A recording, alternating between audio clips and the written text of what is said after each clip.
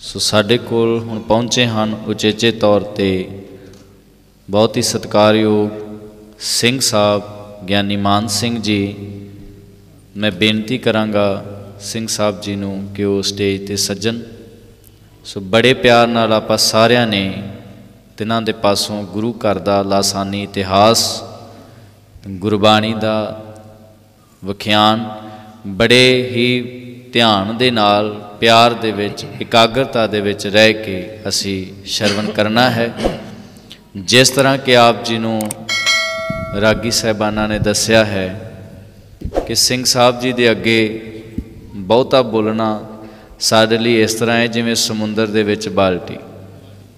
सो गुरु महाराज जी किरपा करन, बड़े प्यार नाल आपां एकाग्रता दे विच टिका दे विच रह के सिंह साहब जी तो गुरबाणी दियां विचारां ते इतिहास दियां विचारां श्रवण करनियां हन। कौन करम विद्या कहो कैसी,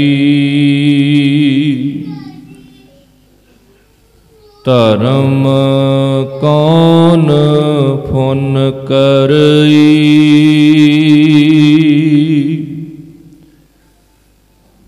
कौन नाम गुर जाकै सिमरै, भव सागर को तरई। मन मूर्ख अजहू नह समझत, सिख दै हारियो नीत,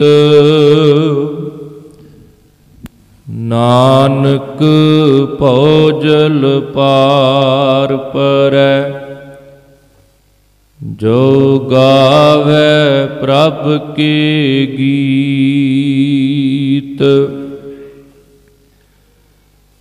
ऊंचा नहीं कहना मन में रहना, आपे जानै जानो। मरण मुनसा सूरिया हक है, जो होए मरै परवानो। तेग बहादुर धर्म तुझ, हरता तुरकन मूल। चरण शरण तारन तरन, नमो होए अनुकूल।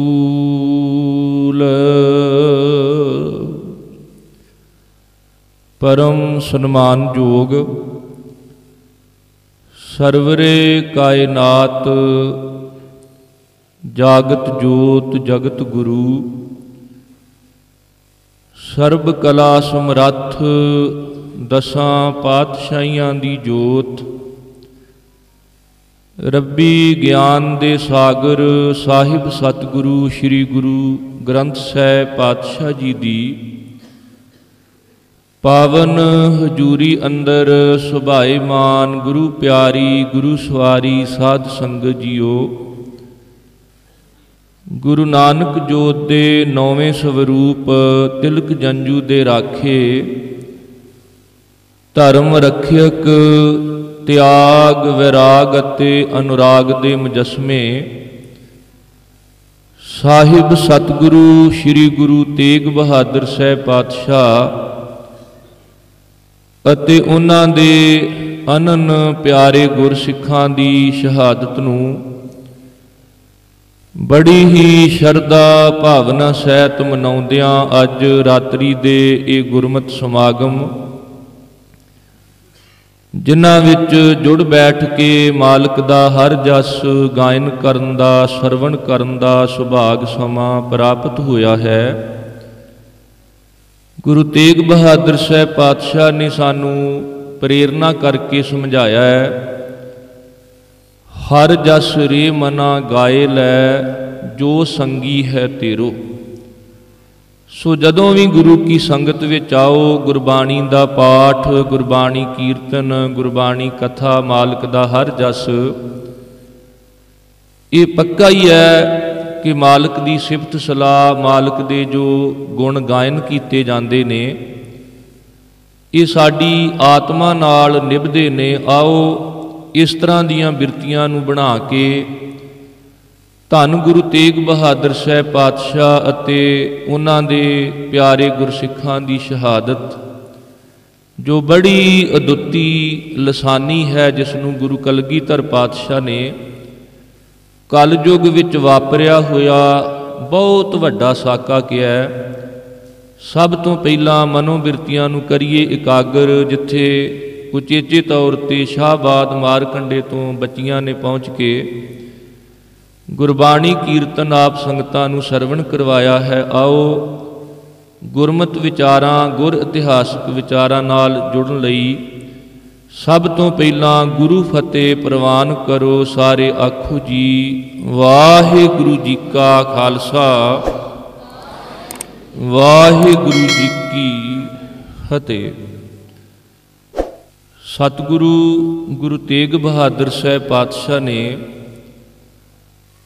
ਤਿੰਨ ਤਰ੍ਹਾਂ ਦੇ ਸਾਗਰ, ਜਿਨ੍ਹਾਂ ਵਿੱਚੋਂ ਬੇੜੀਆਂ, ਜਹਾਜ਼, ਬੇੜੇ ਬੰਨੇ ਲਾਏ ਨੇ। ਇੱਕ ਹੈ ਸਾਡੀ ਕਿਰਤ ਦਾ ਜਹਾਜ਼, ਜਦੋਂ ਖਤਰੇ ਵਿੱਚ ਪੈਂਦਾ, ਚਾਹੇ ਉਹ ਖੇਤੀ ਹੋਵੇ, ਦੁਕਾਨ ਹੋਵੇ, ਵਪਾਰ ਹੋਵੇ, ਚਾਹੇ ਨੌਕਰੀ ਹੋਵੇ।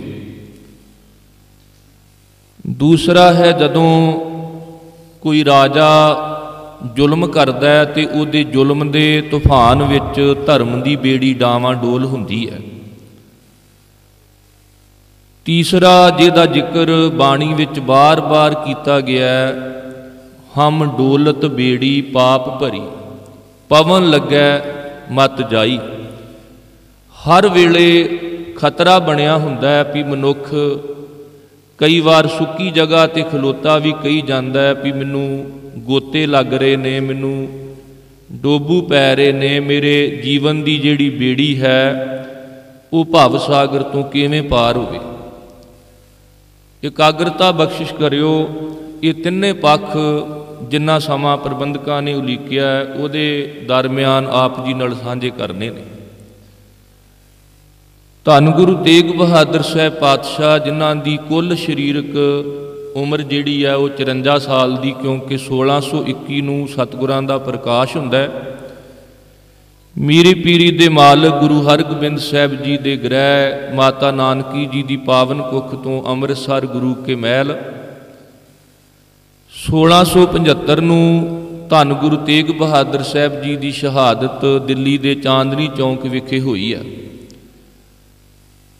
54 ਸਾਲ ਦੀ ਇਹ ਕੁੱਲ ਉਮਰ ਸਰੀਰਕ ਹਯਾਤੀ ਗੁਰੂ ਤੇਗ ਬਹਾਦਰ ਸਾਹਿਬ ਮਹਾਰਾਜ ਨੇ ਬੜੇ ਮਨੁੱਖਤਾ ਤੇ ਪਰਉਪਕਾਰ ਕੀਤੇ ਨੇ। ਬਚਪਨ ਵਿੱਚ ਗੁਰੂ ਪਿਤਾ ਦਾ ਹੁਕਮ ਮੰਨਣ ਵਿੱਚ ਹੱਦ ਕਰ ਦਿੱਤੀ। ਜਦੋਂ ਗੁਰੂ ਹਰਗੋਬਿੰਦ ਸਾਹਿਬ ਮਹਾਰਾਜ ਨੇ 5 ਪੁੱਤਰਾਂ ਨੂੰ ਛੱਡ ਕੇ ਆਪਣੇ ਪੋਤਰੇ ਗੁਰੂ ਹਰਿਰਾਏ ਮਹਾਰਾਜ ਨੂੰ ਗੁਰਤਾ ਗੱਦੀ ਬਖਸ਼ਿਸ਼ ਕੀਤੀ, ਗੁਰੂ ਤੇਗ ਬਹਾਦਰ ਸਾਹਿਬ ਨੇ ਕੋਈ ਦਾਅਵਾ ਨਹੀਂ ਕੀਤਾ, ਕੋਈ ਲੜਾਈ ਝਗੜਾ ਨਹੀਂ ਕੀਤਾ। ਜੇ ਲੋੜ ਪਈ ਤੇ ਅੰਮ੍ਰਿਤਸਰ ਛੱਡ ਕੇ ਬਾਬਾ ਬਕਾਲਾ ਸਾਹਿਬ ਚਲੇ ਗਏ। ਜੇ ਬਾਬਾ ਬਕਾਲਾ ਸਾਹਿਬ ਤੋਂ ਲੋੜ ਪਈ ਤੇ ਬਾਬਾ ਬਕਾਲਾ ਸਾਹਿਬ ਛੱਡ ਕੇ ਆਨੰਦਪੁਰ ਸਾਹਿਬ ਚਲੇ ਗਏ। ਜੇ ਲੋੜ ਪਈ ਤੇ ਆਨੰਦਪੁਰ ਸਾਹਿਬ ਛੱਡ ਕੇ ਧਰਮ ਪ੍ਰਚਾਰ ਲਈ ਤੁਰੇ। ਤੇ ਇੱਕ ਦਿਨ ਐਸਾ ਆਇਆ ਵੀ ਜੇ ਜ਼ਰੂਰਤ ਪਈ ਤੇ ਆਪਣਾ ਤਨ ਤੱਕ ਤਿਆਗਣ ਵਾਸਤੇ ਵੀ ਧੰਨ ਗੁਰੂ ਤੇਗ ਬਹਾਦਰ ਸਾਹਿਬ ਜੀ ਦਿੱਲੀ ਦੇ ਚਾਂਦਨੀ ਚੌਂਕ ਵਿਖੇ ਪਹੁੰਚੇ ਨੇ। ਜਦੋਂ ਵੀ ਤੁਸੀਂ ਕੁਰਬਾਨੀਆਂ ਦਾ, ਸ਼ਹਾਦਤਾਂ ਦਾ ਇਤਿਹਾਸ ਪੜ੍ਹੋਗੇ, ਆਪਣੇ ਧਰਮ ਕਰਮ ਲਈ, ਆਪਣੇ ਦੇਸ਼ ਲਈ, ਕੌਮ ਲਈ, ਆਪਣੇ ਕਬੀਲੇ ਲਈ, ਆਪਣੇ ਹੱਕਾਂ ਲਈ ਆਦਿ ਕਾਲ ਤੋਂ ਹੀ ਪ੍ਰਭੂ ਪਿਆਰੇ ਸਮਾਜ ਸੇਵਕ ਆਪਾਂ ਕੁਰਬਾਨ ਕਰਦੇ ਆਏ ਨੇ। ਪਰ ਇਹ ਪਹਿਲੀ ਵਾਰ ਸੀ ਕਿ ਜਿਸ ਧਰਮ ਕਰਮ ਵਿੱਚ ਆਪਣਾ ਵਿਸ਼ਵਾਸ ਤੱਕ ਨਹੀਂ ਹੈ, ਉਹਦੀ ਰਾਖੀ ਕਰਨ ਵਾਸਤੇ ਆਪਣੀ ਜਾਨ ਕੁਰਬਾਨ ਕਰ ਦੇਣੀ। ਔਰ ਇਹ ਵੀ ਪਹਿਲੀ ਵਾਰ ਸੀ ਕਿ ਆਪ ਖੁਦ ਚੱਲ ਕੇ ਮਕਤਲ ਵਿੱਚ ਪਹੁੰਚਣਾ, ਕਿਉਂਕਿ ਜਦੋਂ ਆਮੋ ਸਾਹਮਣਾ ਯੁੱਧ ਹੋ ਰਿਹਾ ਹੋਵੇ ਤੇ ਜਦੋਂ ਤਲਵਾਰਾਂ ਢਾਲਾਂ ਖੜਕ ਰਹੀਆਂ ਹੋਣ, ਸੀਸ ਧੜ ਤੋਂ ਜੁਦਾ ਹੋ ਜਾਣ, ਇਹ ਵੱਖਰਾ ਵਿਸ਼ਾ ਹੈ। जब से सुना है मर जाने से मिलती है जिंदगी, सर पे बांधे खफन कातिल को ढूंढते हैं। इस जान की तो कोई बात नहीं, ये जान तो आती जाती है। जिस धज से कोई मकतल में गया वो शान सलामत रहती है। इस करके साके बड़े वापरे ने, पर धन गुरु गोबिंद सिंह महाराज के बचन ने कीनो बड़ो कल्लू मैं साका। ये बड़ा वड्डा साका सी भी जिहदे विच अपना विश्वास तक भी नहीं, क्योंकि उन्हां दी विचारधारा सी घर छड्ड के बन जंगलों में जाओ। ते गुरु तेग बहादुर साहब की विचारधारा काहे रे बन खोजन जाई, सर्ब निवासी सदा अलेपा तो ही संग समाई। उन्हां दी विचार सी घर छड्ड के परबतां ते बैठो, गेरुए कपड़े पहनो, जोगी बनो। धन गुरु तेग बहादुर साहब की विचारधारा है जाको जोगी खोजत हारे, पायो नाहे ते पारा, सो स्वामी तुम निकट पछानो, रूप रेखते न्यारा। सतगुरु गुरु तेग बहादुर साहब पातशाह जिन्हां ने बचपन विच गुरु पिता दे हुक्म मनण दी हद विखाई ते जे बंदगी विच जुड़े मालक दे गुण गाए, जिथे सानू प्रेरणा कीती गुण गोबिंद गायो नहीं जन्म अकारथ कीन। सानू प्रेरणा कीती साधो गोबिंद के गुण गावो, मानस जन्म अमोलक पायो बिरथा काहे गवावो। सानू उपदेश बख्शिश कीता मान मोह दोनों को पर हर गोबिंद के गुण गावै, कहो नानक के बिद को प्राणी जीवन मुक्त कहावै। ते आप भी बंदगी विच इन्ने गड़ूंद मालक दे गुण गाउंदियां सतगुरु जी ने बंदगी दे शिखर नूं छूया। इसे करके इबादत तो शहादत तक दा उन्हां ने सफ़र कीता है। सतगुरु गुरु तेग बहादुर साहब पातशाह जिन्हां दे प्रकाश समय ही धन गुरु हरगोबिंद साहब महाराज ने बड़े गौर नाल तक के कहा सी, ये साडा बालक दीन रक्षक संकट हरन है, ये दीना की रखिया करेगा। दीन का अर्थ धर्म भी है, दीन का अर्थ लोड़वंद मजलूम भी है, गरीब भी है। तो संकट हरन का मतलब कि जे लोड़ पई तो खुद नूं संकट विच पा के दूजियां दा संकट दूर करेगा। अज भी तुहानूं कोई पुछे कि असली ते नकली गुरु विच की फर्क है, सच्चे ते कच्चे गुरु विच की फर्क है, तो दस्या करो कि जेड़ा सतगुरु खुद नूं संकट विच पा के दूजियां दा संकट हल करे वो सच्चा गुरु है। ते जेड़े लोकां नूं संकट विच पा के आप ऐश परस्ती करन, ये निशानी है उन्हां दे कच्चे पिल्ले होण दी। गुरु तां मनुखता दा भला करन लई कदे बाबर दी हवालात भी जांदा है, कदे लाहौर दी तत्ती तवी ते बैठदा है, कदे मनुखता दे भले दी खातर अपने धड़ नालों शीस जुदा करवा लैंदा है, ते जे लोड़ पवे ते सरबंस तक भी कुर्बान करन तो गरेज नहीं करता। अज जो भारत की सानू संस्कृति दिस रही है ना, ये नहीं सी होनी। मैं कहना जे लाल किले ते तिरंगा झुलदा है, जे पार्लीमेंट ते तिरंगा झुलदा है, ते उहदा कारण है कि धन गुरु तेग बहादुर साहब जिथे चांदनी चौंक विखे शीसगंज साहब उन्हां दे स्थान ते केसरी निशान साहब झुलदा है, रकाबगंज साहब विखे केसरी निशान साहब झुलदा है। ते इहदी बदौलत अज तिरंगे झुल रहे ने। जे किते गुरु तेग बहादुर साहब शहादत ना दिंदे ते इत्थे तिरंगा नहीं सी झुलना, क्योंकि मुगलिया हुकूमत जिहदियां जड़ां तकरीबन 7 सदियां तो इस भारत की धरती ते लगियां सन। 1105 विच अलाउद्दीन खिलजी ने पुछया सी काजी नूं भी जे मुसलमान बादशाह ने थुकना होवे ते भारत के लोगों नूं की करना चाहिए। तो काजी ने कहा सी भारत के लोग धरती की न्याई ने, जदों बादशाह ने थुकना होवे इन्हां नूं अपना मूँह खोल देना चाहिए। 7 ਸਦੀਆਂ ਦਾ ਰਾਜ ਇੱਥੇ ਖਿਲਜੀ ਆਏ। ਇੱਥੇ ਗਜਨਵੀ ਆਏ ਮਹਿਮੂਦ ਗਜਨਵੀ ਦੇ ਰੂਪ ਵਿੱਚ, ਇੱਥੇ ਤੁਗਲਕ ਆਏ ਮੁਹੰਮਦ ਤੁਗਲਕ ਦੇ ਰੂਪ ਵਿੱਚ, ਇੱਥੇ ਲੋਧੀ ਆਏ ਇਬਰਾਹੀਮ ਸਿਕੰਦਰ ਲੋਧੀ ਦੇ ਰੂਪ ਵਿੱਚ, ਇੱਥੇ ਪਠਾਨ ਆਏ, ਇੱਥੇ ਮੁਗਲ ਆਏ। 7 ਸਦੀਆਂ ਦਾ ਰਾਜ, 7 ਸਦੀਆਂ ਦਾ ਜਿਹੜਾ ਜ਼ੁਲਮੀ ਰਾਜ ਦੀਆਂ ਡੂੰਘੀਆਂ ਜੜ੍ਹਾਂ ਸੀ ਉਹ ਗੁਰੂ ਤੇਗ ਬਹਾਦਰ ਸਾਹਿਬ ਦੀ ਸ਼ਹਾਦਤ ਨੇ ਹਿਲਾ ਦਿੱਤੀਆਂ ਤੇ ਸਾਹਿਬਜ਼ਾਦਿਆਂ ਦੀ ਸ਼ਹਾਦਤ ਤੋਂ ਬਾਅਦ ਉਹ ਜੜ੍ਹਾਂ ਪੁੱਟੀਆਂ ਗਈਆਂ। ਗਿਆਨੀ ਗਿਆਨ ਸਿੰਘ ਜੀ ਲਿਖਦੇ ਨੇ, ਤਬ ਤੇ ਘਟੀ ਪਾਤਸ਼ਾਹੀ ਦਿੱਲੀ, ਤਬ ਤੇ ਤੁਰਕ ਕਲਾ ਭਈ ਢਿੱਲੀ। ਤੇ ਜਿਹੜੇ ਬਚਨ ਤੁਸੀਂ ਸੁਣ ਰਹੇ ਸੀ, ਆਮ ਕਰਕੇ ਅਸੀਂ ਇਹ ਸੁਣਦੇ ਹਾਂ ਕਿ ਕਿਸੇ ਚੌਂਕ ਵਿੱਚ ਕਿਸੇ ਦੀ ਅਰਥੀ ਦੇ ਨਾਲ ਮਿੱਟੀ ਦਾ ਭਾਂਡਾ ਕਿਸੇ ਨੇ ਭੰਨਿਆ ਹੋਵੇ, ਪਰ ਇਹ ਪਹਿਲੀ ਵਾਰ ਸੀ ਕਿ ਜ਼ੁਲਮੀਆਂ ਹਕੂਮਤ ਦੇ ਸਿਰ ਚਾਂਦਨੀ ਚੌਂਕ ਵਿੱਚ ਗੁਰੂ ਤੇਗ ਬਹਾਦਰ ਸਾਹਿਬ ਨੇ ਆਪਣੇ ਤਨ ਦਾ ਠੀਕਰਾ ਭੰਨਿਆ। ਠੀਕਰ ਫੋਰ, ਤਨ ਦਾ ਠੀਕਰਾ ਫੋੜ ਦਿੱਤਾ, ਭਾਂਡਾ ਭੰਨ ਦਿੱਤਾ। ਕਿਹਦੇ ਸਿਰ? ਦਲੀਸ ਸਿਰ। ਦਿੱਲੀ ਪਤ, ਦਿੱਲੀ ਦੇ ਰਾਜੇ ਜਿਹੜਾ ਬਹੁਤ ਜ਼ੁਲਮ ਕਰ ਰਿਹਾ ਸੀ, ਤੇ ਜਦੋਂ ਧੰਨ ਗੁਰੂ ਤੇਗ ਬਹਾਦਰ ਸਾਹਿਬ ਨੇ ਤਨ ਦਾ ਠੀਕਰਾ ਭੰਨਿਆ ਤੇ ਸੱਚਮੁੱਚ ਇਸ ਦੇਸ਼ ਦੀ ਜੋ ਅੱਜ ਸੰਸਕ੍ਰਿਤੀ ਹੈ ਉਹ ਕਾਇਮ ਹੈ।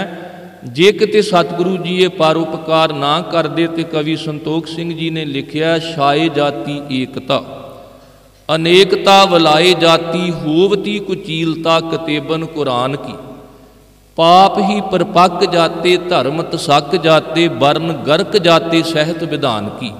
ਦੇਵੀ देवा देहोरा संतोख सिंगा दूर होते मिट जाती रीत कथा बेदन पुराण की। श्री गुरु गोबिंद सिंह पवन पावन सूर मूर्त न होती जो पै करुणा निधान की। सतगुरु गुरु तेग बहादुर साहब पातशाह उन्होंने सब तो पहला किरत का जहाज जिहड़ा वो पार किया है।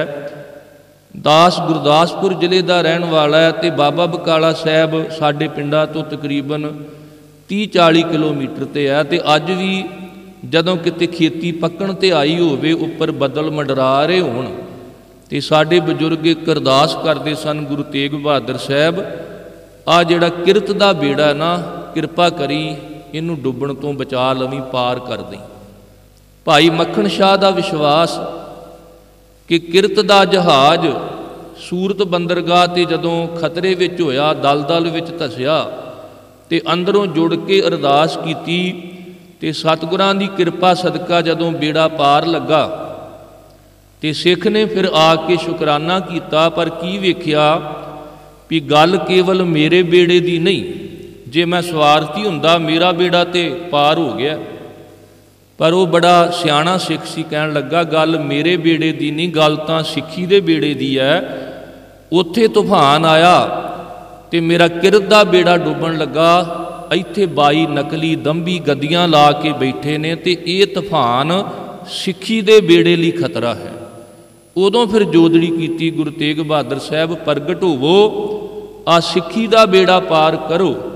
ते जदों 22 नकली दंभियां पखंडियां नूं छड्ड के गुरु तेग बहादुर साहब नूं प्रगट कीता, कोठे दी छत ते चढ़ के आवाज़ दित्ती, भुल्लीए संगते साचा गुर लादो रे।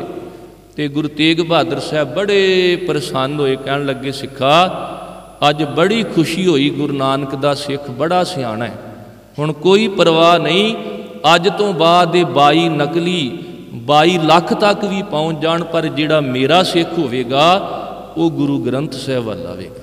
ये भाई मक्खण शाह ने दस दिता कि पखंडी तां एक नहीं मान हुंदा, पर 22 पखंडी जिथे बैठे सन उन्होंने कंडैम करना नहीं तो लोग वेखो वेखी मत्था टेकी जाते। कई कहते हैं जी वेखो किते ये शराब ही ना दे दे, आपां इहदी निंदिया क्यों करनी है। पर भाई मक्खण शाह ने दस दिता कि जे 22 नकली दंभी भी बैठे होण ते तुसीं गुरु नानक जोत वल आउणा है। अज भी जे कोई सानू कहे भी फलानी जगह ते रब शरीर धारण करके आया है, पर जिहड़ा गुरु दा सिख होवेगा वो गुरु ग्रंथ साहिब वाले पासे आवेगा। क्योंकि पुरातन सिखां दा ये नारा हुंदा सी, 10वां पातशाह गद्दी गुरियाई दी गुरु ग्रंथ साहिब नूं है दे गया। अज तो प्रतख साडा गुरु गुरु ग्रंथ साहिब होया, सोई गया जिहड़ा गुरु ग्रंथ साहिब तो गया। सतगुरां ने किरत दा बेड़ा पार कीता। ते जदों किसी दा बेड़ा पार करना होवे ते सचमुच जिवें कोई चिक्कड़ विच डिग्गिया होवे ते उहनूं चिक्कड़ विचों कड्ढण लई चिक्कड़ विच छाल मारनी पैंदी है। कोई अग विच फसिया होवे ते अग विच कुदना पैंदा है। इंज कह लईए कि खुद नूं संकट विच पा के दूजियां दा जिहड़ा संकट है वो हल कीता जा सकदा है। दूसरा, जदों औरंगजेब दा जुलमी राज सी, किसी कवि ने लिखिया कि सागर जुलम दे विच तूफान आया, बेड़ा धर्म दा डावाडोल होया। औरंगजेब दे समय तहलका मची हुई सी। उन्हें सब तो पहला राज भाग प्राप्त करन लई अपने पिता नूं कैदखाने विच बंद कीता, सके भरावां दा कतल कीता, सकी भैण रोशन आरा नूं कैदखाने विच सुटिया, सकी बेटी जेबुन निसा जिहड़ी फारसी दी कवित्री सी, केवल उन्हें इन्ना ही कहा बाग विच टहलदियां एक कोयल नूं भी तैनूं नहीं पता मेरे अब्बा हजूर दी हकूमत है ते उन्हें राग विद्या संगीत विद्या ते पाबंदी लाई है ते तू बड़ी मिठी सुर अलाप रही है।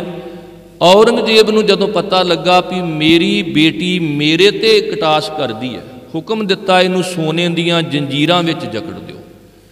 वो औरंगजेब जिहदे सामने सरमद मुसलमान फकीर केवल इन्ना कहंदा है भी तू तन दा राजा है, मैं मन दा राजा हाँ, तेरे लिए दिल्ली दा तखत है, मेरे लिए सारी धरती तखत है, तैनू खतरा तेरियां फौजां ने पर मैनू खतरा कोई नहीं, इस करके मैनू फौज की लोड़ नहीं। बस इन्ना सुनन की देर सी जिवें किसी विद्वान दे बोल ने भी एक बार किसी बेड़ी दे विच एक मुसाफर मलाह नूं पुछण लगा भी तैनू लोकी मलाह ना खुदा कहिंदे ने, पर तू सुनिया भी एक मलाह तेरे तो भी वड्डा है जिन्हों लोकी खुदा कहिंदे ने। वो इन्ना सुनना पसंद नहीं सी करदा भी मेरे तो वड्डा भी मलाह कोई है। कहंदे उन्हें बेड़ी डोब दिती ते मुसाफिर जदों तर के बाहर आए तो किसी ने पुछया भी की खता हुई, किहड़ी भुल हो गई भी बेड़ी क्यों डोबी। कहण लगे इन्नी क भुल कि डूबी किश्ती लबे साहिल, इतनी सी खता पर के एक ना खुदा को कहा कि खुदा और भी है। बस औरंगजेब नूं इनकार पसंद नहीं सी। जदों सरमद ने कहा ना कि तेरे ते मेरे विच ये फर्क है, तू शहनशाह मैं दर का गदा, है रूह एक तकदीरें दो, तू तख्त नशी मैं खाक नशी, है मुल्क एक जगीरें दो, तू कलम बंद मैं जुबां बंद, है बंदिश एक जंजीरें दो, तू माल मस्त मैं हाल मस्त, है नशा एक तसीरें दो, तू गुले चमन मैं खारे दस्त, है नकाश एक तस्वीरें दो, तू हरमों में मैं जंगलों में, है मकान एक तमीरें दो, तेरी जुदा पसंद है मेरी जुदा पसंद है, तुझे खुद ही पसंद है मुझे खुदा पसंद है। बस इन्ना सुनने की देर औरंगजेब कहन लगा गुस्ताख फकीर का सिर कलम कर दिओ। वो औरंगजेब जिन्हें अपने परिवार नूं नहीं बख्शिया, साहबजादियां नूं जदों लालच दिता ना तो मैं शाह को मेल करावैं भी तुसीं ईन मन लवो, असीं औरंगजेब नाल तुहाडी मुलाकात करावांगे। ते साहबजादियां ने कहा सी किहड़ा औरंगजेब जिहड़ा एक पासे कुरान पढ़दा है ते दूजे पासे बाप नूं कैद विच सुट्टदा है, जिहड़ा एक पासे कुरान पढ़दा है दूजे पासे कुरान दीयां कसमां खा के तोड़ दिंदा है, जिहदे लई भरावां दा कतल होना एक मामूली जी गल होवे, जिहदे लई पिता दे मरण दी खबर एक बड़ी खुशी दी खबर होवे। साहबजादियां कहा असीं नहीं मिलना उस औरंगजेब नूं, उस औरंगजेब तो दूर ही चंगे आ, ऐसा जुलमी राजा। जोगी अल्लाह जार खां ने लिखिया, साहबजादियां ने कहा असीं पढ़ के कुरान बाप को करता जो कैद हो, कतले बिरादरां जिसे मामूली शैद हो, पिता का मरना जिसे खुशी की नवैद हो। वो औरंगजेब जिन्हें पहला लालच दिते डरावे दिते ते फिर जे ना कोई इस्लाम धारण करे तो वह हुक्म सी भी इहदा सिर कलम कर दिओ। ਗਿਆਨੀ ਗਿਆਨ ਸਿੰਘ जी ने पंथ प्रकाश विच लिखिया औरंगजेब की नीति सी किश लोभ दिखाए जुल्म कराए ਤੁਰਕ ਬਣਾਏ ਬਹੁ ਹਿੰਦੂ, ਬਹੁ ਤਗ ਲਹਾਵਤ ਤਿਲਕ ਚਟਾਵਤ ਅਤ ਸਤਾਵੇਂ ਤੁਰਕ ਹਿੰਦੂ। ਜਦੋਂ ਇਸ ਤਰ੍ਹਾਂ ਦੀ ਤਹਿਲਕਾ ਮੱਚੀ ਹੋਈ ਸੀ ਨਾ, ਤੇ ਖਾਸ ਕਰਕੇ ਕਸ਼ਮੀਰੀ ਪੰਡਤਾਂ ਨੂੰ ਪਹਿਲਾਂ ਚੁਣਿਆ ਗਿਆ ਵੀ ਜੇ ਇਹ ਵਿਦਵਾਨ ਇਸਲਾਮ ਧਾਰਨ ਕਰ ਲੈਣ ਤੇ ਬਾਕੀ ਸਾਰੇ ਦੇ ਸਾਰੇ ਹਿੰਦੂ ਆਪਣੇ ਆਪ ਮੁਸਲਮਾਨ ਬਣ ਜਾਣਗੇ, ਉਸ ਵੇਲੇ ਆਪਣੇ ਧਰਮ ਦੀ ਬੇੜੀ ਨੂੰ ਖਤਰੇ ਵਿੱਚ ਜਾਣ ਕੇ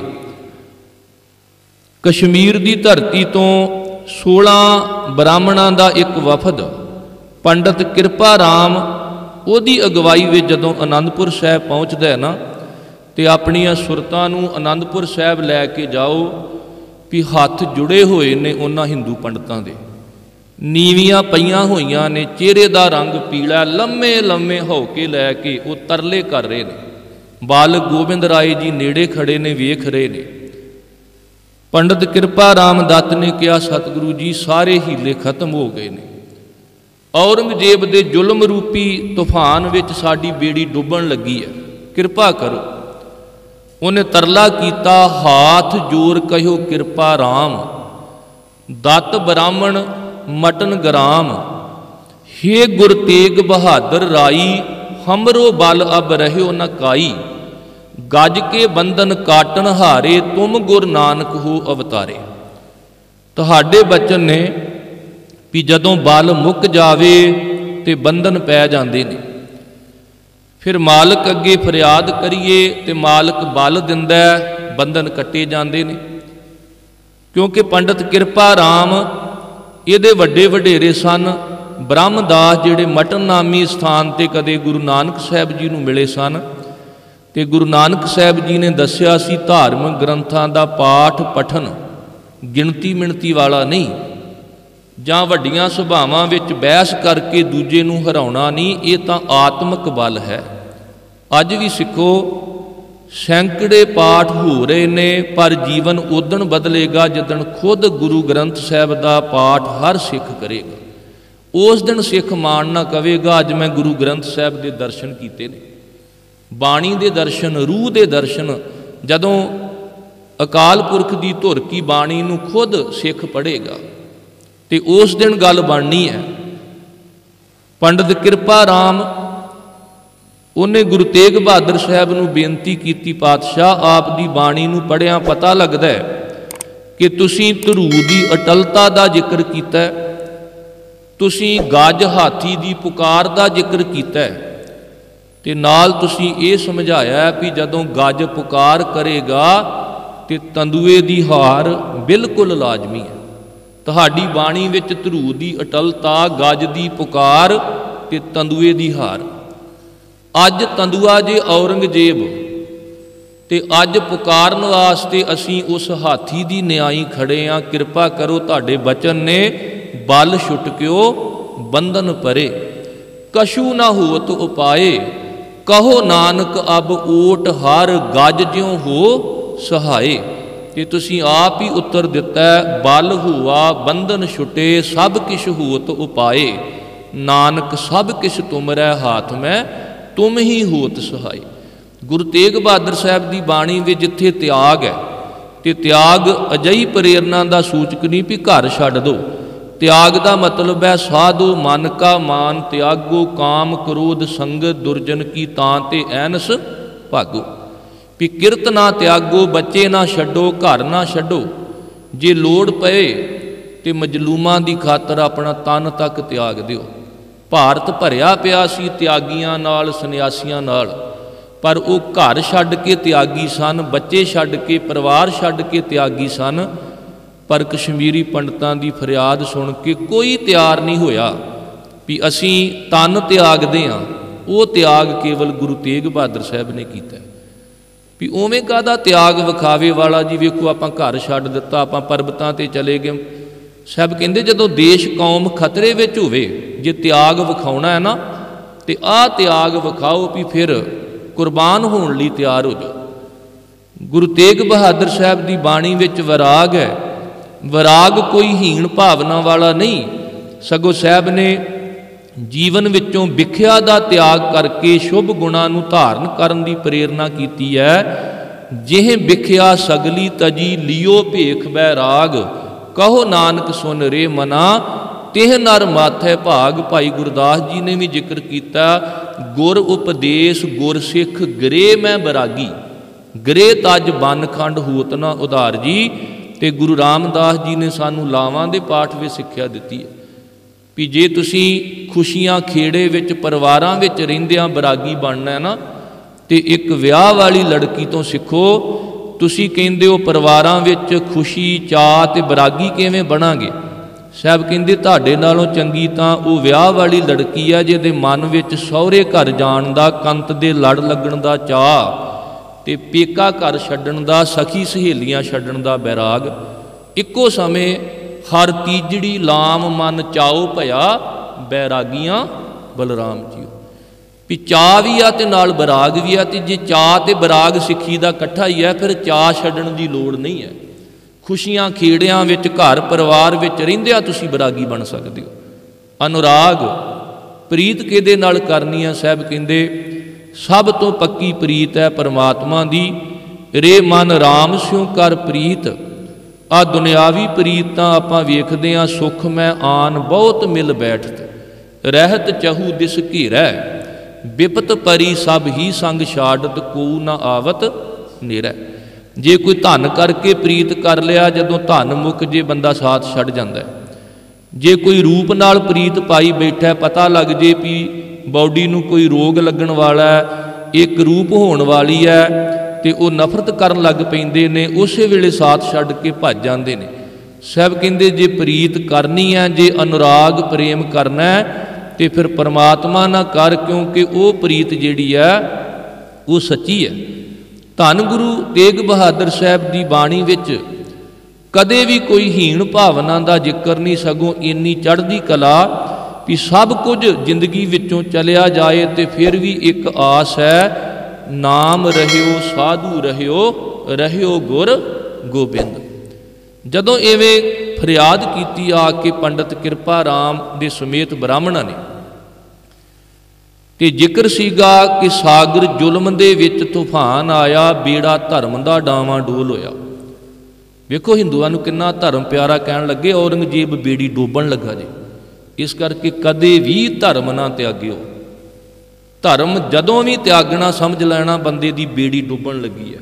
ਇਹ ਕਸ਼ਮੀਰੀ ਪੰਡਤਾਂ ਦੀ ਫਰਿਆਦ ਹੈ ਵੀ ਔਰੰਗਜ਼ੇਬ ਇੰਨਾ ਜ਼ੁਲਮ ਕਰ ਰਿਹਾ ਹੈ, ਸਾਡੀ ਧੋਤੀ ਖਤਰੇ ਵਿੱਚ, ਸਾਡੀ ਬੋਧੀ ਖਤਰੇ ਵਿੱਚ, ਸਾਡਾ ਤਿਲ ਖਤਰੇ ਵਿੱਚ, ਸਾਡਾ ਜੰਝੂ ਖਤਰੇ ਵਿੱਚ, ਸਾਡੇ ਕਰਮ ਧਰਮ ਖਤਰੇ ਵਿੱਚ। ਕਹਿਣ ਲੱਗੇ ਜ਼ੁਲਮ ਵਿੱਚ ਇੰਨਾ ਤੂਫਾਨ ਆਇਆ, ਵੇਖੋ ਸਾਗਰ ਜ਼ੁਲਮ ਦੇ ਵਿੱਚ ਤੂਫਾਨ ਆਇਆ, ਬੇੜਾ ਧਰਮ ਦਾ ਡਾਵਾਂ ਡੋਲ ਹੋਇਆ, ਧੱਕੇ ਸ਼ਾਹੀ ਵਿੱਚ ਜਾਨ ਮਜਲੂਮ ਕੁਚਲੇ, ਸੱਚ ਧਰਮ ਦਾ ਬਿਸਤਰਾ ਗੋਲ ਹੋਇਆ।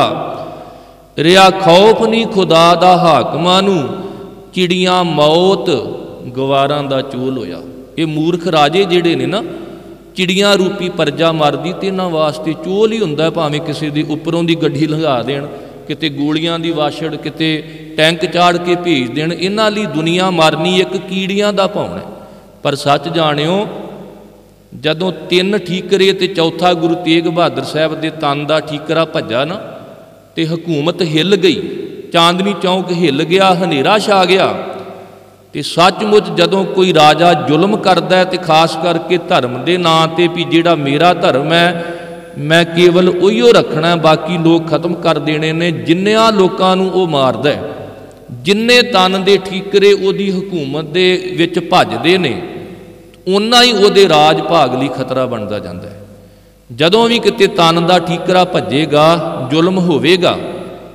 ਭਾਈ ਮਤੀ ਦਾਸ ਨੂੰ ਆਰੇ ਨਾਲ ਚੀਰਿਆ, ਭਾਈ ਸਤੀ ਦਾਸ ਨੂੰ ਪੁੱਛਿਆ, ਕਹਿਣ ਲੱਗੇ ਅਜੇ ਵੀ ਦੀਨ ਕਬੂਲ ਕਰਨਾ ਹੈ ਕਿ ਨਹੀਂ ਕਰਨਾ? ਵੇਖ ਤੇਰਾ ਸਾਥੀ ਚੀਰ ਕੇ ਰੱਖ ਦਿੱਤਾ। ਕਹਿਣ ਲੱਗੇ ਤੁਸੀਂ ਸਾਥੀ ਨੂੰ ਥੋੜ੍ਹਾ ਚੀਰਿਆ, ਤੁਸੀਂ ਤੇ ਆਪਣੀ ਹਕੂਮਤ ਤੇ ਆਰਾ ਚਲਾ ਦਿੱਤਾ, ਤੁਹਾਡੀ ਹਕੂਮਤ ਚੀਰੀ ਗਈ ਹੈ। ਭਾਵ ਜਦੋਂ ਇਸ ਤਰ੍ਹਾਂ ਦਾ ਜ਼ੁਲਮ ਹੁੰਦਾ ਹੈ, ਕਹਿਣ ਲੱਗੇ ਚਿੜੀਆਂ ਮੌਤ, ਪਰਜਾ ਰੂਪੀ ਚਿੜੀਆਂ ਮਰੀਆਂ, ਗਵਾਰਾਂ ਦਾ ਚੋਲ ਹੋਇਆ। ਮੂਰਖਾਂ ਨੇ ਉਹਨੂੰ ਕੇਵਲ ਇੱਕ ਚੋਲ ਸਮਝਿਆ। ਵੇਖੋ ਕੌਤਕ ਹੋ ਰਿਹਾ, ਤਮਾਸ਼ਾ ਹੋ ਰਿਹਾ, ਵੇਖੋ ਕਿਤੇ ਦੁਰਘਟਨਾ ਹੋ ਜੇ ਨਾ, ਤੇ ਜਿਹੜੇ ਤਮਾਸ਼ਬੀਨ ਇਕੱਠੇ ਹੁੰਦੇ ਨੇ ਉਹਨਾਂ ਦੇ ਮਨ ਵਿੱਚ ਦਰਦ ਨਹੀਂ ਹੁੰਦਾ। कोई फोटो खिंच रहा हुंदा है, कोई कुछ कर रहा हुंदा, किसी ने यतन नहीं करना भी मैं इनू हस्पताल पहुँचा देवां।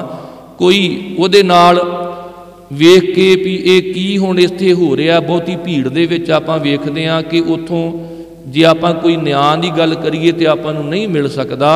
जिहड़े लोग खास करके तमाशबीन हुंदे ने, जदों इस तरह का सागर जुल्म दे विच तूफान आया, बेड़ा धर्म का डावां डोल होया, धक्केशाही वे जान मजलूम कुचले, सच धर्म का बिस्तरा गोल होया, रिया खौफ नहीं खुदा दा हाकमां नूं, चिड़ियां मौत गवारां दा चोल होया।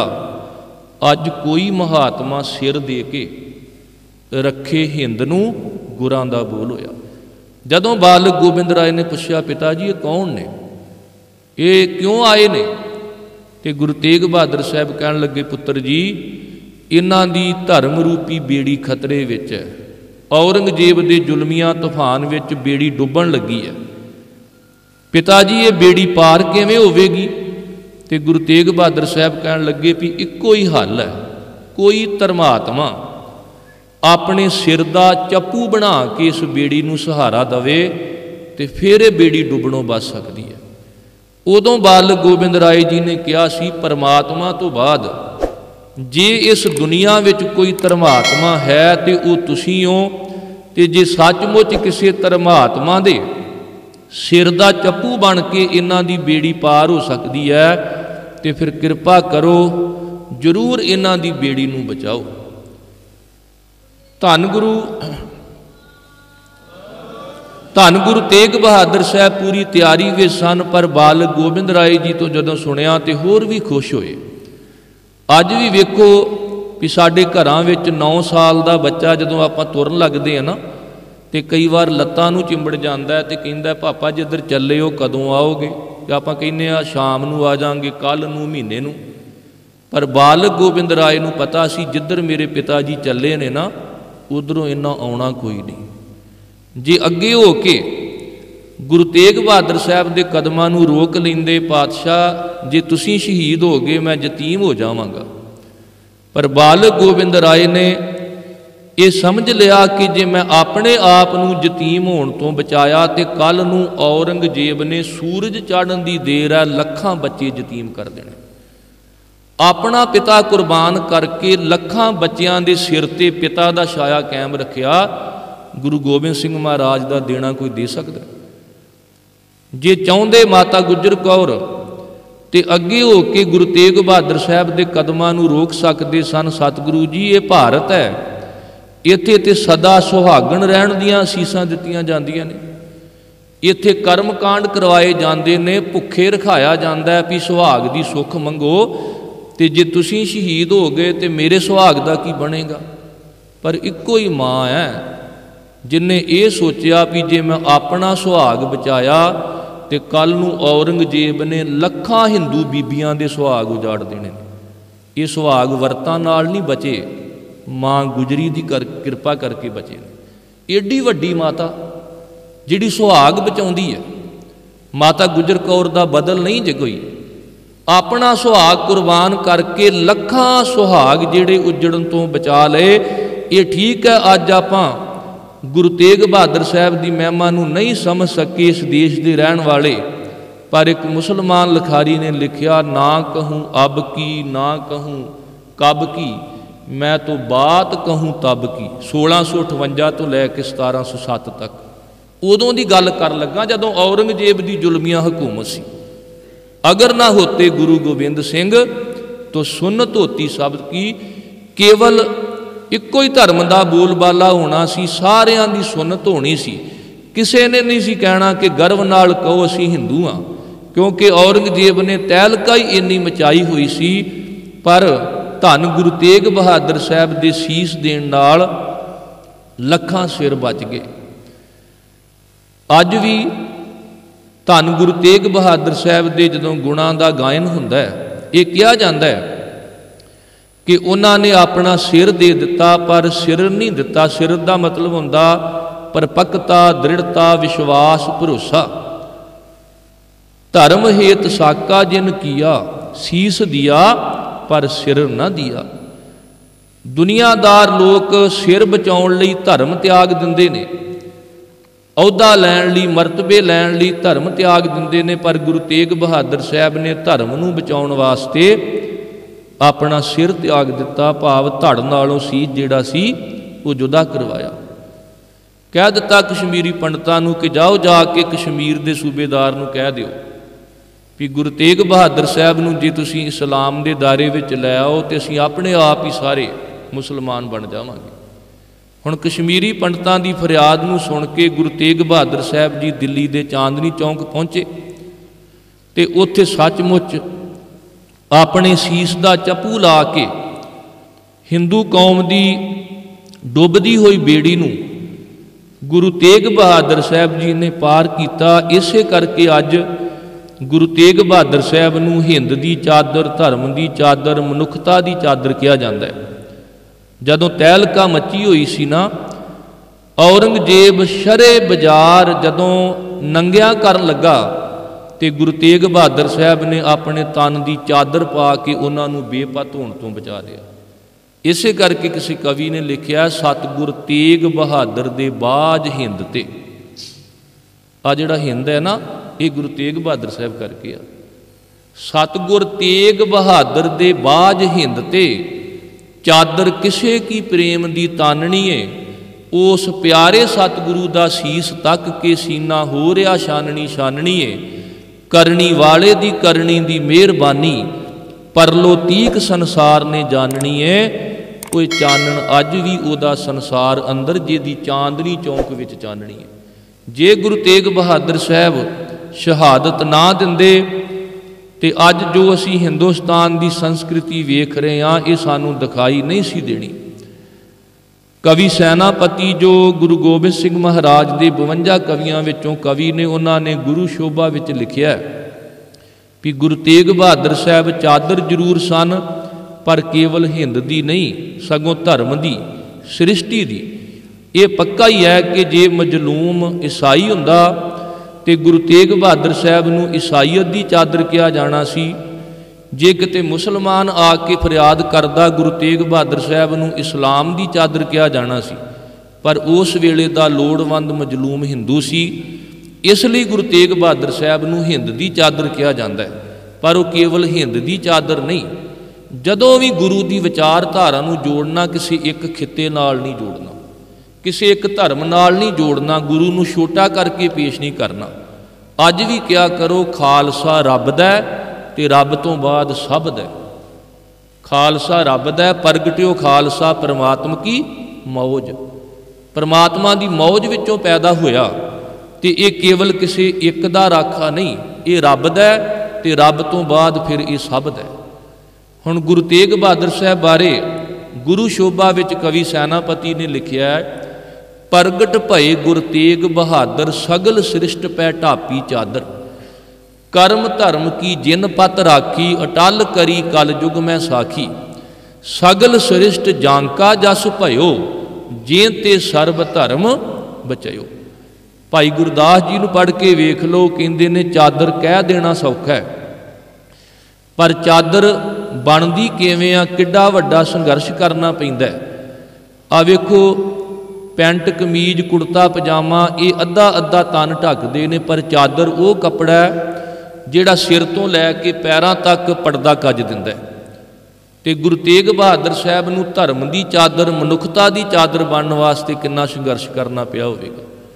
ਭਾਈ ਗੁਰਦਾਸ ਜੀ ਕਹਿੰਦੇ, ਦੁਨਿਆਵੀ ਚਾਦਰ ਵੇਖੋ, ਕਪਾਹ ਦਾ ਬੀਜ ਵੜੇਵੇਂ, ਉਹਨੂੰ ਸਵਾਹ ਵਿੱਚ ਮਸਲਿਆ, ਮਿੱਟੀ ਵਿੱਚ ਬੀਜਿਆ, ਉਹਦੀ ਬੂਟੀ ਬਣੀ, ਫਿਰ ਉਹਨੂੰ ਟੀਂਡੇ ਲੱਗੇ, ਟੀਂਡਿਆਂ ਦਾ ਮੂੰਹ ਫੁੱਟਿਆ, ਉਹਦੇ ਵਿੱਚ ਰੂੰ ਬਣਿਆ, ਰੂੰ ਚੁਣ ਕੇ ਢੇਰ ਲਾਇਆ ਗਿਆ, ਉਹਨੂੰ ਪਿੰਜਿਆ ਗਿਆ, ਵੇਲਿਆ ਗਿਆ, ਤੁੰਬਿਆ ਗਿਆ, ਉਹਨੂੰ ਕੱਤਿਆ ਗਿਆ, ਉਹਨੂੰ ਫਿਰ ਧੋ ਕੇ ਪਾ ਦੇ ਕੇ ਰੰਗਿਆ ਗਿਆ, ਫਿਰ ਦਰਜੀ ਨੂੰ ਸੱਦਿਆ ਤੇ ਦਰਜੀ ਨੇ ਕੈਂਚੀ ਨਾਲ ਕੱਟਿਆ ਤੇ ਸੂਈ ਨਾਲ ਸਿਉਤਾ ਤੇ ਫਿਰ ਜਾ ਕੇ ਉਹ ਇੱਕ ਚਾਦਰ ਬਣਿਆ। ਭਾਈ ਗੁਰਦਾਸ ਜੀ ਜ਼ਿਕਰ ਕਰਦੇ ਨੇ, ਹੋਏ ਵੜੇਵਾਂ ਜੱਗ ਵਿੱਚ, ਤਨ ਬੀਜੈ ਖੇ ਨਾਲ ਰਲਾਇਆ, ਬੂਟੀ ਹੋਏ ਕਪਾਹ ਦੀ, ਟੀਂਡੇ ਹਾਸਾ ਸਾਪ ਖੜਾਇਆ, ਦੋ ਮਿਲ ਵੇਲਣ ਵੇਲਿਆ, ਲੂ ਲੂ ਕਰਕੇ ਤੁੰਬ ਤੁੰਬਾਇਆ, ਪਿੰਜਣ ਪਿੰਜ ਪੰਜਾਇਆ, ਕਰ ਕਰ ਗੋੜੀ ਸੂਤ ਕਤਾਇਆ, ਕੈਂਚੀ ਕੱਟਣ ਕੱਟਿਆ, ਸੂਈ ਧਾਗੇ ਜੋੜ ਸਵਾਇਆ, ਇੰਨਾ ਵੱਡਾ ਜਫਰ ਜਾਲ ਕੇ ਫਿਰ ਉਹ ਇੱਕ ਚਾਦਰ ਬਣਿਆ। ਤੇ ਗੁਰੂ ਤੇਗ ਬਹਾਦਰ ਸਾਹਿਬ ਨੇ ਤਾਂ ਧਰਮ ਦੀ ਚਾਦਰ, ਸ੍ਰਿਸ਼ਟੀ ਦੀ ਚਾਦਰ ਬਣਨਾ ਸੀ। ਉਹ ਕਿੰਨੇ ਗੰਭੀਰ ਸਨ, ਕਿੰਨਾ ਉਹਨਾਂ ਨੂੰ ਸੰਘਰਸ਼ ਕਰਨਾ ਪਿਆ ਹੋਵੇਗਾ। ਧੰਨ ਗੁਰੂ ਤੇਗ ਬਹਾਦਰ ਸਾਹਿਬ ਨੇ ਚਾਦਰ ਬਣ ਕੇ ਉਹਨਾਂ ਦਾ ਪਰਦਾ ਕੱਜ ਲਿਆ। ਤੀਸਰਾ ਪ੍ਰਸ਼ਨ ਗੁਰੂ ਤੇਗ ਬਹਾਦਰ ਸਾਹਿਬ ਜੀ ਆਪ ਹੀ ਕਰਦੇ ਨੇ, ਕੌਣ ਕਰਮ ਵਿਦਿਆ ਕਉ ਕੈਸੀ, ਧਰਮ ਕੌਣ ਫੁਨ ਕਰਈ, ਕੌਣ ਨਾਮ ਗੁਰ ਜਾਕੈ ਸਿਮਰੈ, ਭਵ ਸਾਗਰ ਕੋ ਤਰੀ। ਤੀਸਰੀ ਬੇੜੀ ਹੈ ਸਾਡੀ ਜਿੰਦ, ਕਿ ਜਦੋਂ ਵੀ ਸਾਡੀ ਜਿੰਦ ਰੂਪੀ ਬੇੜੀ ਡੁੱਬਣ ਲੱਗੇ ਤੇ ਸਾਡੇ ਸਾਹਮਣੇ ਪ੍ਰਸ਼ਨ ਆਉਂਦਾ, ਹੁਣ ਕਿਹੜਾ ਕਰਮ ਕਰੀਏ, ਕਿਹੜੀ ਵਿਦਿਆ ਪੜ੍ਹੀਏ, ਕਿਹੜਾ ਧਰਮ ਧਾਰਨ ਕਰੀਏ ਜਿਹਦੇ ਨਾਲ ਅਸੀਂ ਭਵ ਸਾਗਰ ਤੋਂ ਪਾਰ ਹੋ ਸਕੀਏ। ਤੇ ਗੁਰੂ ਤੇਗ ਬਹਾਦਰ ਸਾਹਿਬ ਨੇ ਉੱਤਰ ਦਿੱਤਾ, ਮਨ ਮੂਰਖ ਅਜਹੂ ਨੈ ਸਮਝਤ, ਸਿੱਖ ਦੈ ਹਾਰਿਓ ਨੀਤ, ਨਾਨਕ ਭਉਜਲ ਪਾਰ ਪਰੇ, ਜੋ ਗਾਵੇ ਪ੍ਰਭ ਕੇ ਗੀਤ। ਕਹਿੰਦੇ ਜੇ ਮਾਲਕ ਦੇ ਗੀਤ ਗਾਉਣ ਲੱਗ ਪਵੇਂਗਾ ਤੇ ਤੇਰੀ ਜਿੰਦ ਰੂਪੀ ਬੇੜੀ ਡੁੱਬੇਗੀ ਨਹੀਂ, ਇਹ ਪਾਰ ਹੋ ਜਾਵੇਗੀ। ਆ ਦੁਨਿਆਵੀ ਗੀਤ ਨਾ ਗਾਵੀਂ, ਦੁਨਿਆਵੀ ਗੀਤ ਤਾਂ ਡੋਬ ਦੇਣਗੇ। ਆ ਦੁਨੀਆ ਦੇ ਰੰਗਾਂ ਤਮਾਸ਼ਿਆਂ ਵਿੱਚ ਖਚਤ ਨਾ ਹੋਈ, ਰੰਗ ਤਮਾਸ਼ੇ ਬਹੁ ਵਿਧੀ ਚਾਏ ਲੱਗ ਰਹਿਆ, ਚਿੱਤ ਨਾ ਆਇਓ ਪਾਰ ਬ੍ਰਹਮ, ਤਾਂ ਸਰਪ ਕੀ ਜੂਨ ਗਿਆ। ਸਾਹਿਬ ਕਹਿੰਦੇ ਜਿਹਨੂੰ ਮਾਲਕ ਦੇ ਗੀਤ ਗਾਉਣੇ ਆ ਗਏ, ਉਹਦੀ ਜਿੰਦ ਰੂਪੀ ਬੇੜੀ ਜਿਹੜੀ ਆ ਉਹ ਭਾਵ ਸਾਗਰ ਵਿੱਚ ਡੁੱਬਣ ਤੋਂ ਬਚ ਕੇ ਪਾਰ ਹੋ ਜਾਂਦੀ ਹੈ। ਇਸ ਕਰਕੇ ਗੋਬਿੰਦ ਦੇ ਗੁਣ ਗਾਓ, ਮਾਲਕ ਦਾ ਹਰ ਜਸ ਕਰੋ, ਪਰਮਾਤਮਾ ਦੇ ਗੀਤ ਗਾਵੋ। ਜਿਨ੍ਹਾਂ ਨੇ ਪਰਮਾਤਮਾ ਦੇ ਗੀਤ ਗਾਏ ਉਹ ਸੁਰਖਰੂ ਹੋ ਕੇ ਆਪਣੀ ਇਸ ਬੇੜੀ ਨੂੰ ਪਾਰ ਲਾ ਗਏ। ਤੇ ਜਿਨ੍ਹਾਂ ਨੇ ਦੁਨੀਆ ਦੇ ਰੰਗਾਂ ਤਮਾਸ਼ਿਆਂ ਵਿੱਚ, ਦੁਨਿਆਵੀ ਅਸ਼ਲੀਲ ਗੀਤਾਂ ਵਿੱਚ ਆਪਣੇ ਆਪ ਨੂੰ ਜੋੜ ਲਿਆ, ਉਹਨਾਂ ਦੀ ਬੇੜੀ ਡੁੱਬਦੀ ਨੂੰ ਬਹੁਤਾ ਚਿਰ ਨਹੀਂ ਲੱਗਦਾ, ਕਿਉਂਕਿ ਬਾਜ ਗੁਰੂ ਡੁੱਬਾ ਜਗ ਸਾਰਾ। ਸਭ ਕਹਿੰਦੇ ਮੈਂ ਵੇਖਿਆ ਅਗਿਆਨਤਾ ਦੇ ਕਾਰਨ ਗੁਰੂ ਤੋਂ ਬਿਨਾ ਸਾਰਾ ਸੰਸਾਰ ਜਿਹੜਾ ਹੈ ਉਹ ਡੁੱਬਦਾ ਹੋਇਆ ਸੰਸਾਰ ਵਿੱਚ ਵੇਖਿਆ ਜਾ ਸਕਦਾ ਹੈ। ਪਰ ਗੁਰੂ ਤੇਗ ਬਹਾਦਰ ਸਾਹਿਬ ਨੇ ਸਾਨੂੰ ਸਿੱਖਿਆ ਦਿੱਤੀ ਹੈ ਕਿ ਬਹੁਤ ਜਨਮ ਭਰਮਤ ਤੈ ਹਾਰਿਓ, ਅਸਥਿਰ ਮਤ ਨਹੀਂ ਪਾਈ, ਮਾਨਸ ਦੇ ਪਾਏ ਪਦ ਹਰ ਭਜ, ਨਾਨਕ ਬਾਤ ਬਤਾਈ, ਨਾਨਕ ਬਾਤ ਬਤਾਈ।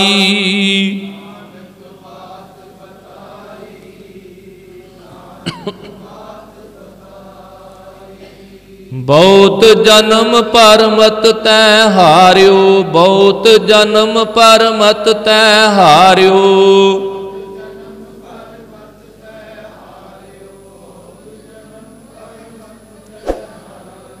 ਅਸਥਿਰ ਮਤ ਨਹੀਂ ਪਾਈ, ਅਸਥਿਰ ਮਤ ਨਹੀਂ ਪਾਈ।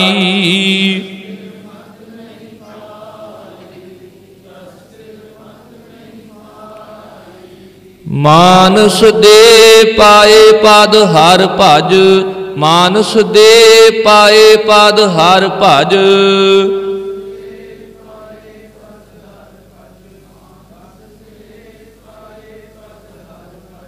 ਨਾਨਕ ਬਾਤ ਬਤਾਈ, ਨਾਨਕ ਬਾਤ ਬਤਾਈ।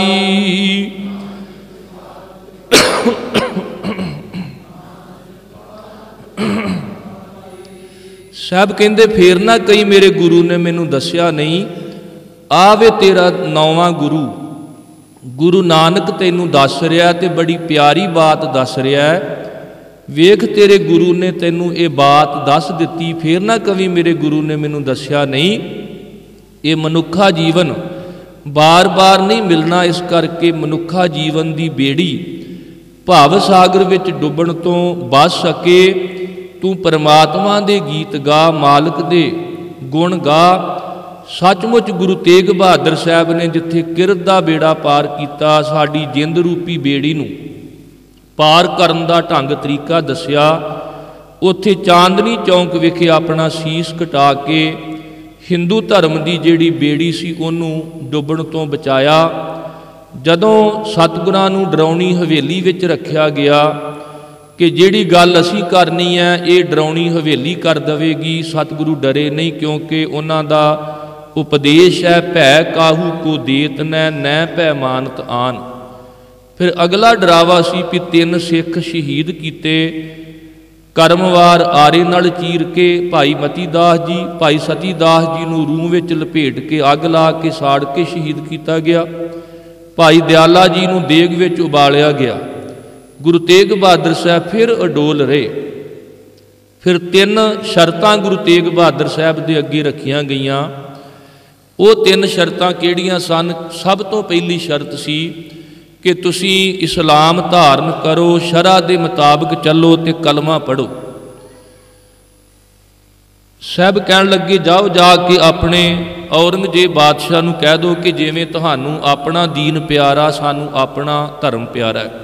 हर एक मनुख नूं आपो अपने धर्म विच कायम रहना चाहिए। जाओ आओ किते भी।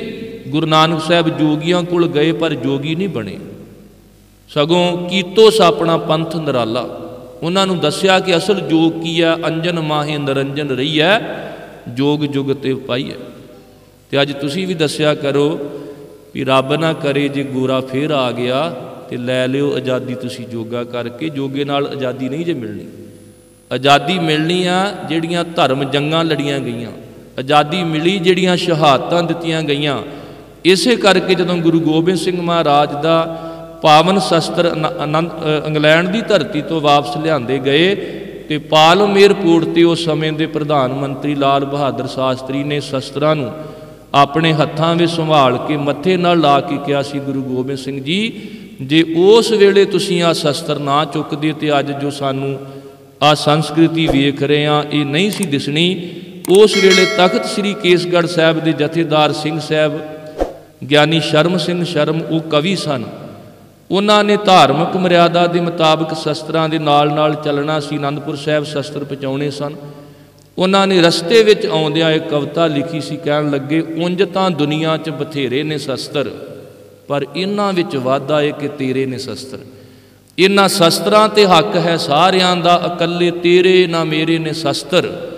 ये शस्त्र ने नस्तर गुरु वैद दे, रोगी दे मित्र भलेरे ने शस्त्र। ये शस्त्र ने किसी आदर्श दे लखायक, धर्म की धुजा दे फरेरे ने शस्त्र। इन्हां शस्त्रां ने शर्म रखी वतन दी, ताइयों पूजदा वतन अज तेरे ने शस्त्र। भी जे अज लाल बहादुर शास्त्री प्रधानमंत्री शस्त्रां नूं मत्था टेक रहा, सत्कार कर रहा, इसदा मतलब इन्हां शस्त्रां ने इस देश की संस्कृति बचाई है। 3 शर्तां रखियां, कहन लगे पहली गल भी इस्लाम धारण करो, सतगुरु ने इनकार कर दिता। दूसरी करामात विखाओ, साहब कहन लगे धर्म के मार्ग से चलिया रिद्धियां सिद्धियां करामातां आ जाना कोई बहुती वड्डी गल नहीं। नव निधि 18 सिद्धि पिछे लगियां फिरें, जो हर हिरदै सदा वसाए। तो जे कोई गुरु नाल जुड़ जावे, तेग बहादुर सिमरिया घर नौन दियावै धाए। पर अज आपां गुरु तेग बहादुर साहब नूं घर आउण नहीं दिंदे। आपां कहने खुशी समय सानूं सोठ महला पंजवां गुरपूर है किरपा धारी ये सुणाओ। पर जे किते होवे खुशी का मौका तो गुरु तेग बहादुर साहब साडे घर बोल पैण सोठ महला नावा जो नर दुख मैं दुख नहीं मानै। तो उहदे विच भी तो जिक्र आउंदा है ना, गुर किरपा जे नर को कीनी तिह ये जुगत पछानी। पर आपां केवल अखरी अर्थां नाल जुड़ गए भी लख खुशियां पातशाहियां। पर उहदे विच भी लिखिया भी एक तो बिना सारे ही मर जाना, जे आ समझेगा ना तो फिर लख खुशियां पातशाहियां दा तैनूं अनुभव होवेगा। एक तो बिना सब कुछ धंध है, एक तो बिना सब कुछ बिनसनहार है। हर एक शब्द विच मौत की गल है, हर एक शब्द विच जीवन की गल है।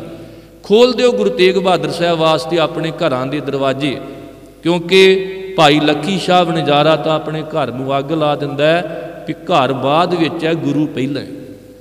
भाई जैता अपने आप नूं खतरे विच पा के सीस अदब सहित लिजांदा है। तरावड़ी नाभा साहब कीरतपुर साहब हुंदा होया आनंदपुर साहब।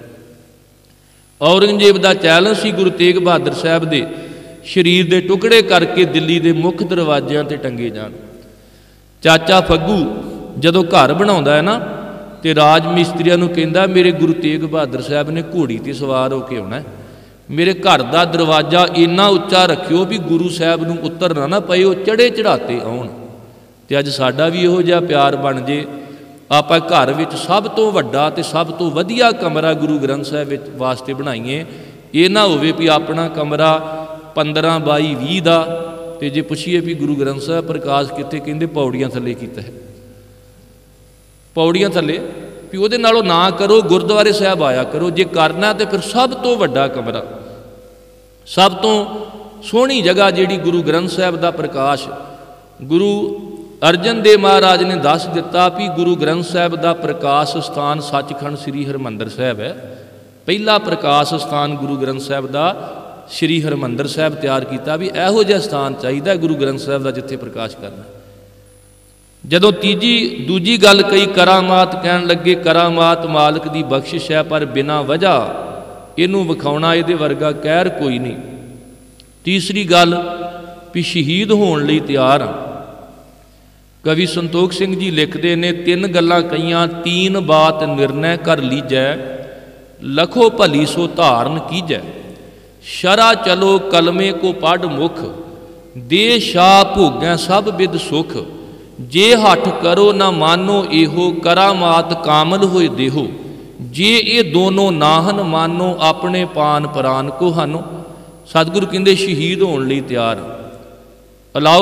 ਜਿਹੜਾ ਜਲਾਲੁਦੀਨ ਸੁਮਾਣੇ ਦਾ ਰਹਿਣ ਵਾਲਾ ਜਲਾਦ, ਉਹਨੇ ਆਪਣੇ ਹੱਥ ਵਿੱਚ ਤੇਗ ਪਕੜੀ, ਨਾਲੇ ਉਹਨੂੰ ਲਿਸ਼ਕਾ ਕੇ ਦੱਸਣ ਲੱਗਾ ਵੀ ਮਤਾਂ ਸੋਚਿਓ ਤੁਸੀਂ ਗੁਰੂ ਸਾਹਿਬ ਹੋ, ਤੇ ਜਦੋਂ ਮੈਂ ਤੇਗ ਚਲਾ ਕੇ ਤੁਹਾਡਾ ਸੀਸ ਕੱਟਣ ਲੱਗਾਂਗਾ ਤੇ ਮੇਰਾ ਹੱਥ ਕੰਬ ਜੇਗਾ, ਮੇਰਾ ਤੇ ਪਿਤਾ ਪੁਰਖੀ ਕੰਮ ਸਿਰ ਕੱਟਣੇ ਆ।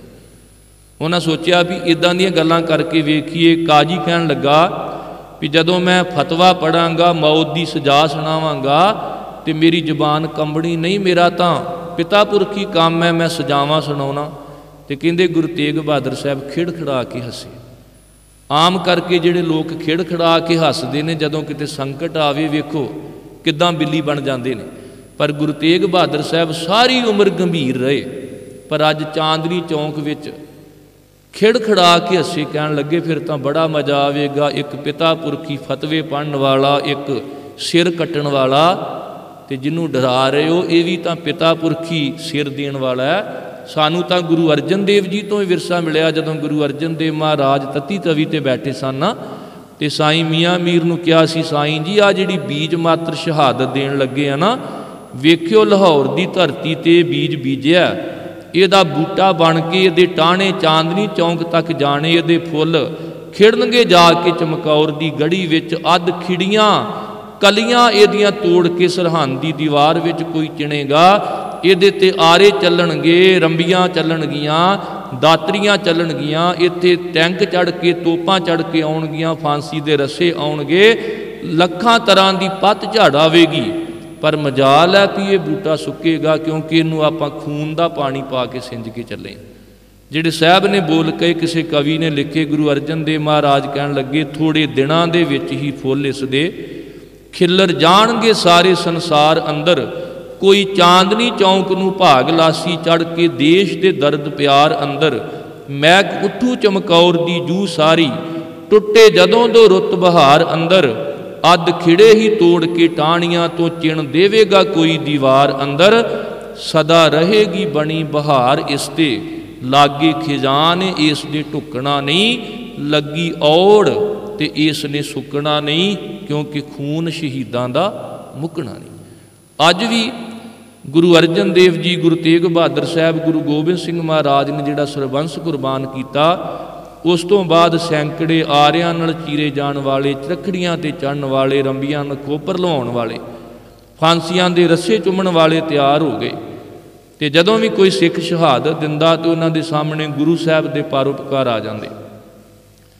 ਜਦੋਂ ਲਿਸ਼ਕਵੀਂ ਤੇਗ ਲੈ ਕੇ ਜਲਾਦ ਨੇ ਡਰਾਉਣ ਦਾ ਯਤਨ ਕੀਤਾ, ਮੈਂ ਸਮਾਪਤੀ ਵਾਲੇ ਪਾਸੇ ਆਵਾਂ, ਗੁਰੂ ਤੇਗ ਬਹਾਦਰ ਸਾਹਿਬ ਕਹਿਣ ਲੱਗੇ ਵੀ ਆਹ ਤੇਗ ਮੈਨੂੰ ਲਿਸ਼ਕਾ ਕੇ ਵਿਖਾਉਣਾ, ਮੈਨੂੰ ਡਰਾਉਣਾ ਹੈ ਵੀ ਇਹ ਤੇਗ ਮੈਂ ਪਹਿਲੀ ਵਾਰ ਵੇਖੀ ਹੈ। ਮੈਂ ਤੇ ਛੋਟਾ ਜਿਹਾ ਹੁੰਦਾ ਸਾਂ ਜਦੋਂ ਆਪਣੇ ਪਿਤਾ ਦੇ ਤਨ ਤੇ 2 ਤਲਵਾਰਾਂ ਮੀਰੀ ਤੇ ਪੀਰੀ ਦੀਆਂ ਪਹਿਨੀਆਂ ਮੈਂ ਵੇਖ ਚੁੱਕਾ। ਤੇ ਅੱਜ ਵੀ ਜਿਨ੍ਹਾਂ ਨੂੰ ਗੁਰੂ ਗੋਬਿੰਦ ਸਿੰਘ ਮਹਾਰਾਜ ਦੇ ਸ਼ਸਤਰਾਂ ਤੋਂ ਡਰ ਆਉਂਦਾ ਹੋਵੇ ਨਾ, ਉਹਨਾਂ ਨੂੰ ਦੱਸਿਆ ਕਰੋ ਵੀ ਗੁਰੂ ਤੇਗ ਬਹਾਦਰ ਸਾਹਿਬ ਦਾ ਤੇ ਲਕਬ ਵੀ ਤੇਗ ਬਹਾਦਰ ਸ਼ਸਤਰਾਂ ਨਾਲ ਜੁੜਿਆ। ਗੁਰੂ ਨੂੰ ਤੁਸੀਂ ਸ਼ਸਤਰਾਂ ਤੋਂ ਵੱਖ ਕਰਕੇ ਨਹੀਂ ਜੇ ਵੇਖ ਸਕਦੇ। गुरु तेग बहादुर साहब कहन लगे मैनू डराउना, मेरा तो लकब ही तेग है। उत्थे जिहड़े बोल कहे किसी कवि ने लिखे, साहब कहन लगे मैं हाँ तेग ते कढ़ लै तेग तू भी, एक दो नहीं परख लै 100 तेगां। ओए मैनू लकब ही तेग बहादरी दा, मेरे सावें नहीं सकदियां हो तेगां। मैं ते जमदियां तेगां दी शाम आनी, वेख पिता दियां पैनियां 2 तेगां। मेरे पिता दी अणख बहादरी ते रिया परखदा तेरा प्यो तेगां। हुण भी वेखी आउंदे भविख अंदर, मेरे पुत्र ने वाउणियां ओ तेगां। ओदी तेग विचों जिहड़ी तेग निकलू, लखां लएगी तेरियां खो तेगां। साहब कहन लगे गुरु तेग बहादुर साहब तेग चलाउण विच भी बहादुर ते तेग सहारन दे विच भी बहादुर। ते उन्हां ने फिर अपना सीस कटवा के, क्योंकि जदों जलाद ने तेग नाल वार कीता, गुरु तेग बहादुर साहब जी दा सीस कटिया गया। गुरु तेग बहादुर साहब ने अपना सीस कटवा के भारत की संस्कृति नूं, मनुखता की संस्कृति नूं, धर्म की संस्कृति नूं बचाया। इस करके साधन हेत इति जिन करी, शीस दिया पर सी ना उचरी।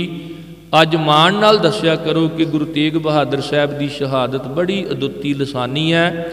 जो आशिक हैं शहादत के वो जीना छोड़ देते हैं, खिलौना समझ कर जिस्म को खुशी से फोड़ देते हैं।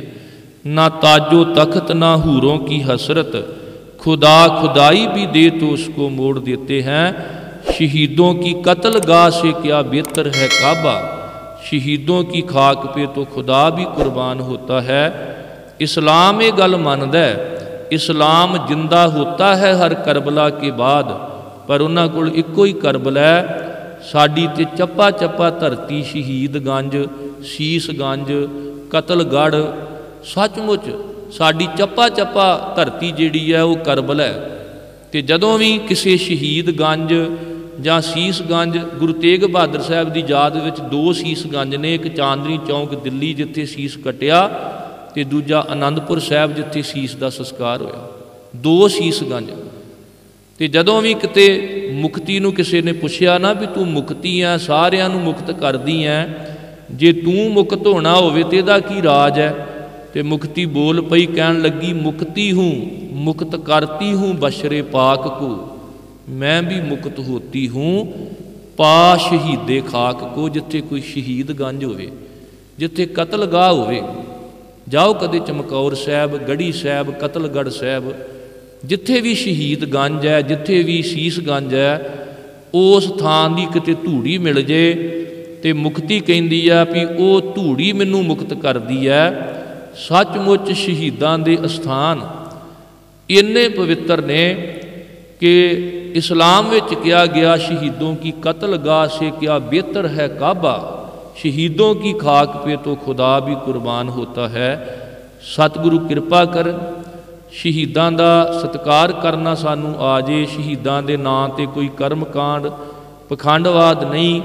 कई तो इधर नूं तुर पैंदे ने जी, वेखो फलाने विच शहीद दी जोत आउंदी, बंदा पुछे भी तू इन्ना मैला कुचैला ते तेरे विच जोत आउणी है। वो तां ज्यों जल मैं जल आए खटाना, त्यों ज्योति संग जोत समाना। जदों इस तरह का कोई पखंड करे उस पखंड तो बचना है। उवें शहीदां दा जिहड़ा सत्कार है वो साडे मनां विच होना चाहिए। करोड़ां वार लखां वार नमन, बेअंत वार नमस्कार धन गुरु तेग बहादुर साहब ते उन्हां दे सिखां दी शहादत नूं, जिन्हां ने अपनी शहादत दे के इस देश की मानवता की एक धर्म की जिहड़ी संस्कृति है उन्होंने बचाया।